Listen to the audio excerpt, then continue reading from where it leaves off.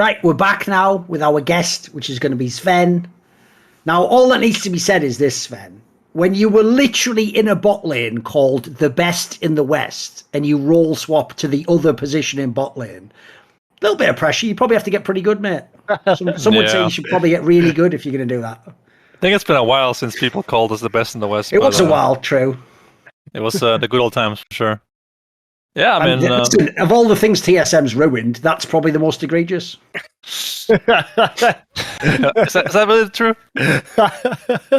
They did it twice when you talk about they ruined it. First of all, when you were in the team, and then secondly, they wouldn't let you bloody leave. They were like, Mythy can leave, but you must stay. Like, the fuck sort of hostage scenario is this? Like, all right, bloody hell, okay.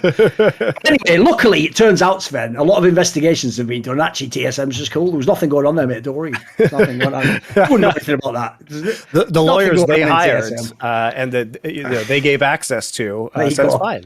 They said they were very careful to say that nothing illegal has occurred, but they didn't mention anything about whether it was ethical. So convenient how lawyers always are able to do that. They'll there's never any opinion on ethics, only opinions on legality. Also, who was that investigator? Fucking Cadro or something. There's nothing illegal in this game. Like, okay. There's a draft code, was it, mate? Okay, fucking hell. I guess they won after 1 minute, didn't they? Right, so. I like how last time I was here, we were talking shit about TSM, and now I'm here again, and we're still talking shit about TSM. Time is a flat circle, and this show will always just be about talking shit about TSM. Of course, yeah.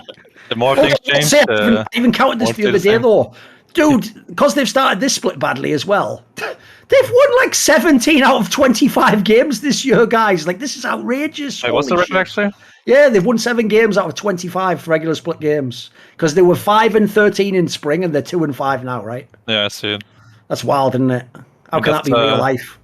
That's one win less than us this summer split, so maybe I shouldn't talk too much, Well, okay. I mean, some of those losses. Yeah.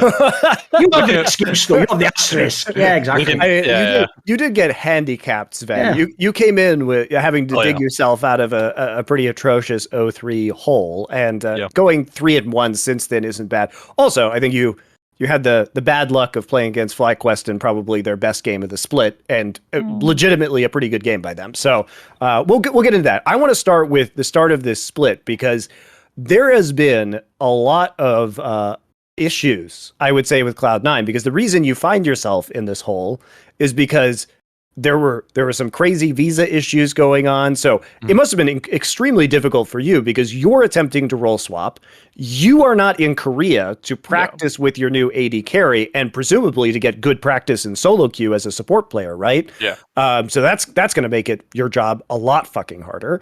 Then your AD carry loses his passport and can't get into the country. And you have, by the time you get there, you did go 2-0 in your week, but you have 3 days to practice. So what was this whole scenario like? Let's start with how did this happen? Like, what was the process of you being convinced or volunteering perhaps to swap roles after, Summit leaves, Fudge's back in top lane. They don't really have a solid support player for Berserker. How did this conversation come about for you? Wasn't this actually floated as an idea a previous year or something, Sven? I'm sure I heard about this ages before this actual lineup failed. Wasn't this already an idea a year before or something? No, not at all. The first person that mentioned this was LS actually, back when he was still on the team, but it was more of a loose thought he had. Maybe that's what I'm thinking. Maybe I saw a YouTube video or something. It was just like just spitballing a concept of what you could do. Could be, yeah. And then right after the playoffs ended, it was clear that Summit and the support situation had to change, so they removed Summit and removed supports. And then it became clear to me after a while that my best chance of making Worlds or playing in a good team would be on C9 as a support player. So I thought I'd rather play support in C9. If you have Jensen in mid and Fudge back in top lane, I think the team's actually really good, and I think that we can actually make Worlds. So I thought, I'd rather play here in a good team than play in a lower tier team as ADC and probably have, low chances of making Worlds. So that's why we're here.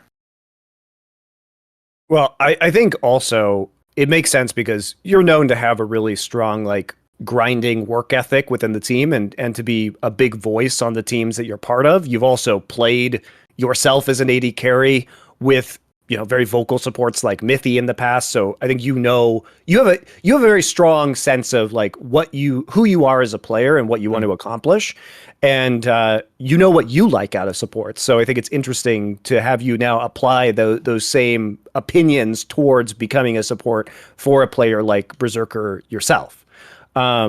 We'll hold that for a second. So what was the process of this boot camp? Like, what was how was this supposed to work, and how did it end up working? I mean, we had the thing in 2020, or like before 2020 started, with me and Vulcan boot camping together for like a month, and then we boot camp as a team afterwards, and it made us so much better than everyone else in spring 2020. So we thought we would do it again, and they could maybe replicate that kind of result. But then my green card process was very scuffed. There was a lot of issues with it because of the Ukraine thing going on. The conflict made it so that there weren't any times available. So I had to fly around to different countries, to Sweden and to Norway, to get the medical checks and to get my interview and stuff. It's a long story, but it was complicated. It took a lot more time. Then the embassy lost my passport, so I had to get a new passport, and then it took a long time. I never made it, right? But the idea was to scrim in Korea and play solo queue with Berserker, get a lot of reps in and get to know each other for a long time. But that never happened, so it was just very scuffed, really. And then it took a long time for Berserker to come to NA, and for me as well, because my green card thing took a long time to process and get sent back and forth between Sweden and Denmark, where I was getting my thing processed. So yeah, it was just a really big scuffed offseason that were kind of out of our hands. Well, at least mine, in that sense, right? Berserker lost his passport because he's a moron, right? But yeah. Wait, since, as you're saying, you were getting a green card, obviously people don't know that it takes years and years, and this whole thing's not something you do overnight. Is that also part of why basically you were willing to like just sit out a split and just stay in Cloud9 or whatever? Like, I assume it's not as simple, like, because obviously a fan would say just go to the worst team that'll offer you a starting spot, right? Yeah. I mean, or next best team rather, Yeah, but the thing is, like, I don't even know where I would go as an agency. Like, I never really explored options in that sense. I thought, like, this is the best for me. I finished my green card here. The team's actually really good. And even if I don't play agency for one split, I will still be a good agency player in 6 months if this whole thing doesn't work out. Yeah. I'm sure of it, right? I think it's like the logic of what Whipple thought, I'm sure, when he did the Roleswapping. Yeah, for sure. I'm sure Whipple playing jungle for a split made him a better top laner because he knows so much more about the game now than before. And so I'm comfortable knowing that this year might not work out, and then I'll play something else, or maybe I'll stick to it. Depends on what happens, right? We'll have to judge after the season is over. But regardless, I'm really okay playing support and just seeing what happens. I think that this team can make worlds, and I think that I'm probably the weakest player on the team right now in this moment. I have a lot of catching up to do because the meta is changing constantly. So I have to play, I spent like 100 plus games playing Nautilus, Leona, and then suddenly the champions like Renata coming out, it's range meta. There's these fun champs like Bard and Pyke and Mumu that could be nice to have, right? So I have to spend time practicing the meta champions while other support players can practice the off meta and the niche picks. So yeah, sure. I mean, you're also coming into a meta where, at least globally, we're seeing more fasting AD carries. So then you have to farm as like a support. Yeah. It's weird. There's definitely some catching up to do for me, but I think that this team, when I get good, can be a really good team. So, by the way, I thought when I watched the games, I was going to roast you because if you're going to swap to support, then instantly play Yuumi. It's like, all right, mate. I mean, but you actually were really good, mate. Like really your good. actual lane play was fucking sick. You were actually doing work on Yuumi. You weren't just sat there doing nothing. Yeah, I mean, Yuumi is actually not. It's a very fun chance because it has a very low floor, also very high ceiling. It's like so easy to play Yuumi and just be like not useless. Just sit on one guy, press heal on him every couple seconds. You can play with your feet if you want to. But then again, if you play really well in teamfight, you can get the shield procs, the mana back. You can block skill shots like bubbles and stuff like that, leasing Qs, whatever it is. So he actually has a very high skill ceiling. And I think even in that game, I could play better, even looking at the replay and stuff. So, but yeah, Yuumi is just like, it's meta and it's really strong and it's good with champs like Siri and tanks and Brewsters and they're meta. So you're playing fucking Yuumi. And time against Senna, it's what it is. I think that game was very impressive to me because a lot of good Yuumi play is knowing how to make switches at the right time to who needs to do things in a team fight or who needs the heals. And it's also being able to pop off without getting caught by crowd control. So you have to know a lot of different ability cooldowns on the enemy team and track those very carefully. And you were doing all of that extremely well. So yeah, I mean, I think that's probably one of the best, if not the best, like Yuumi games from an NA player that we've seen in LCS. So for you to come in right off the bat and have that level of game sense as a support player, I thought was very impressive. Yeah, I did get play of the game, but I don't think I played that well. But I think Yuumi is harder to play in games where you're playing as like Wukong or Talia, where the rocks interrupt you, like instantaneous CC like that. It's very hard to play against. But in their game against CLG, they had like Senna TK, Yone, they have mid, some useless champ, Zoe, very good for Yuumi to play against. So it's very easy to play. But still, I think that we did well in that game. I think that laning phase, there was a little bit of an oopsie here and there, but overall, a good game. I'm happy with that game. It gave me the confidence because we had a kind of rough week of scrims before week 2. We had a good week of week 1 scrims, and I was really confident. Then 2-0, and then we got kind of reality checked last week in scrims by Liquid and EG. So we're getting there. Before we get into more of the contemporary stuff with the specific games from the past couple of weeks, I want to go back real quick and just ask about the green card situation. So is this an application, or do you have your green card yet? Or I am done. You are done. You have it. Yeah. No, I don't have it in my hand. So the thing is, once you're done with the process, get this like 5-kilo stack of papers. You have to surrender to the airport upon arrival. So I did that. And then they gave you up to 90 days, I think, before you receive the little sticker, the actual green card, right? Yeah. So in about a month, 2 months, I will have the card in my hand.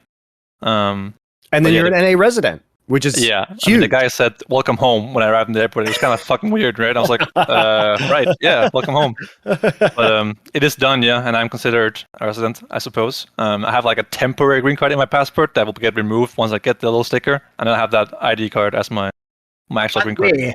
That is when you've completed the game of how to make money in League of Legends. When you're already a good import player, and you're now an NA resident, and now they have an extra support on the team. And you're you getting caught, don't worry. And you're support player You're an import player who plays support, who counts as a resident, is actually, the timing is absolutely impeccable for this change, because the NA support pool is just been weak. It's just him and his old mate Vulcan. It's just him and Vulcan just going, like, me and you. Am I the best of you? Who gives a fuck? The rest are all shit anyway. I mean, it's a huge advantage. So I think the roster swap probably, the role swap probably is going to be good for you potentially in the long run. But I think right now the green card doesn't change anything because we don't have an import cap on our team. We only have Berserker, right? Right.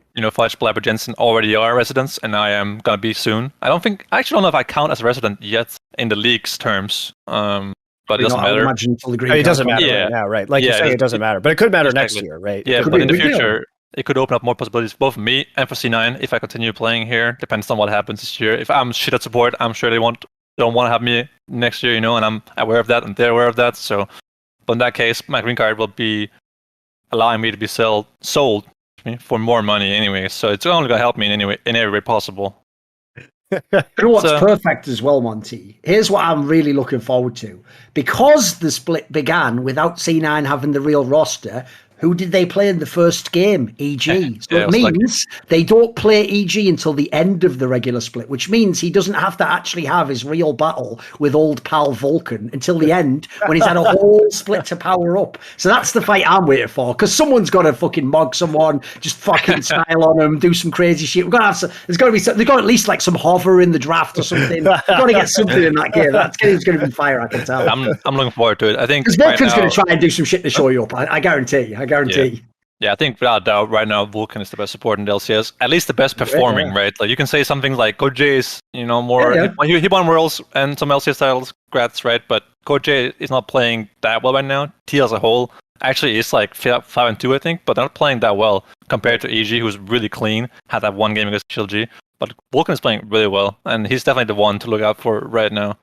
So I'm kind of happy that. That the 1 week went to 0-3 was against the 2 best teams in the league, at least the best team in the league in EG. So, well, we talked about that. Like, it was actually a good way to structure the split for you, because even if you had your full roster, because of the boot camp situation that we talked about earlier, you guys would not be in the same level of practice, especially with EG coming off of MSI, TL just having this Korean boot camp together, right? So they have an established roster that they've been using for this year, so it probably would have been kind of challenging for you guys anyway. So, losing those matches that early probably wasn't a big thing, and you've already bounced back. And realistically, you only have to make top 6 in order to I think it's make top it into the summer. Well, it's top 8, but 7 and 8 are in the lower bracket automatically. Yes. So top 6 matters, so you actually get like 2 chances. You don't want to be 7th, 8th, and just have to never lose. That would suck a lot. I mean, even if it wasn't lower bracket, I still wouldn't be 7th by 8th. So. yeah. I mean, you're not going to be 7th or 8th. Like that's obvious. That's obvious. But when the next question I have is, how did you approach the role swap? So you obviously were going through all this bureaucratic nightmare, having to fly around. Yeah.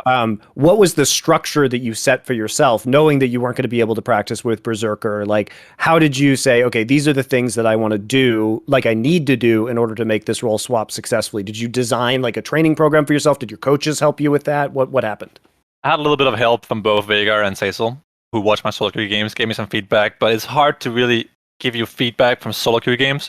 But I really just played a lot of solo queue. I played champions that were meta. I watched MSI games. I looked, on YouTube for some point of views of support players. There's some channels out there that have point of views, basically a pro view for free of pro players from MSI or from Worlds or some from the. Suck there isn't pro view anymore. It'd be the perfect time for it, wouldn't it? Yeah, it really is a good app and good thing, but it just sucks that I guess there's not enough people subscribing to it, but it's what it is. But yeah, I watched some pro views. I watched some lots of good sport players that do things that aren't just, sit in lane and do the thing.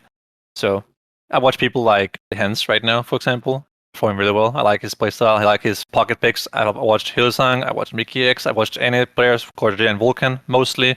I look for the things that they do. I kind of watch the games and think to myself, if I was basing right here, where would I go from base? He goes top or mid or something. I'm like, I'll probably not go there. Try to figure out why they do that and put myself in their shoes, and that's how I kind of get there. Until a thing as crazy as the perception is. Yeah, I mean, he really is a crazy person that makes plays. He sees angles no one else ever sees, but he also plays champs like Pyke, Cillian, Rakan, and he finds the angles that are really, really good. And that kind of X factor, having the last pick Pyke, last pick Bard, Hillsang, Cillian, it can really carry games, and for sure. I think it's something that I want to be as well. I don't want to be the guy who can't play Cillian or can't play Pyke, Bard, or Amumu, or fucking Nico with Kalista, like Singe against Yumi, that kind of guy. So I'm definitely looking up to these kind of people that have the ability to play those champs. The only problem I have with Hillsang is he's sort of like a Don Quixote figure, Monty, because some of those angles I'm not sure actually exist. I think they're just in his mind only. Some of them do, which are genius that no one else can see. But sometimes I think he goes for players where it's like, did you see a shadow come out? What are you going for there? I'm almost what's going on? It does happen. It does happen. And I can't lie, I've told this story before, but it's true. When he did that one game a few years back in LEC, where he did like the fucking terrorist Pyke split push and won the game, actually just ruined, I've ruined so many people's solo queue games because I saw that game. I'm the hero now. And was aware it was possible in a losing game. I've ruined so many games and I've won so few of them as well. So I apologize to everyone who accidentally got queued in me because Hillsang made me do it. It's like Gangster Rap made me do Ice Cube. I'm curious about it. Was there one aspect of you playing as a support where you were saying, I played with so many different supports over many years now, and all of them tilted me because they wouldn't do this fucking thing that I really wanted as an AD carry? Is there some aspect of your play that's like, I'm going to be the first one to actually do this shit right for my ADC? I mean, I don't really think so. I think that, in any environment, you can give your support feedback and they'll probably try to do it. But I think that like I said earlier, I want to be the guy who can play everything. Some support players can't play certain champs or they don't want to spend time practicing it. And I want to be the guy who can play those champs I mentioned earlier and who can whip out something funny, and last pick. I can play Senna as well, for example. Most sports can't play Senna. I actually think it's an advantage to have a support player playing Senna because it's a champ with the wards, whereas the ADC wants to play a champ that farms most of the time. When it comes to champs like Tom, I understand why it is the support player who plays the Tom Kench because they're familiar with it, but when it comes to champions like Wukong or Swain or whatever, I think it's actually an advantage that you have your support player playing Senna. So I kind of want to be that guy who can play those champs and not be a letdown to the team. So yeah, that's what I'm striving for right now. What about this then? Because I would say the classic thing ADCs always complain about with their support is if an ADC ever goes in on the 2v2, you're supposed to just trust me, bro, and we just go in and we do it. And we fight to the death and we either gloriously win like heroes or we go out on our fucking shield. There's one rule you hate is when they don't quite go in and then you just lose the 2v2. Do you do the... Like basically what you wish your support would do, do you just go in, do you trust it completely? Yeah, absolutely. I mean, when I watch people like Mickey and Hillsong, especially in the past, they had this like whatever it takes mentality of just, if the team is going, I'm going no matter what. I don't care if I'm dying 10 times this game, I'm just going. And that's just how it is, right? And they never had this thing where one day behind, they never play for KDA. They look for like the 5% chance of winning the game versus the never ever winning the game and just losing no matter what, but having a better KDA. Yes. So I really respect the people that don't care about their stats and their looks, and they just go for the small chances. They suicide for the team if they have to, you know, and that's something that I admire in Hillsong. He does not care about getting flack for feeding or having 10 deaths. He will do what he thinks is best to carry the game. You know, it's... Dude, that is underrated though, because in my opinion, like it's usually jungle and support. They're the ones where it's like, where we're just losing the game hard. You have to do some stupid play, and if it fails, you're going to look stupid, and the fans going to go, "What an idiot he fed!" And it's like, no, if I don't do that, like we have no chance to win this game. Yeah, exactly. Like, crazy. Yeah, it's very easy to just be like, you know, the ADC or mid laner, and you're like 0-0x, right? You're like 0-3 in a game of 25 minutes, and you did nothing the whole game because you just farmed, and then you lost the game. That's like a typical NALCS or LCK game where the teams just give everything, never fight anything, and you just lose one team fight, and then they go down mid and end. That's a very common theme these days, and I think that watching Hillsong and Mickey X in the past, they would never do that. They would always go down swinging. And I think that is better. Just say like, "Alright guys, we get this spike, we fight this dragon, and we just fucking fight. And if we lose, it's GG." That's what it is, right? That's much better in my head than just bleeding until they have Soul and Elder and Baron, and you can't win no matter what. Yeah. Indeed. Want to see more cool, funny, interesting clips based on topics from my content? Well, subscribe to this channel then, or, you know, be a pleb and don't.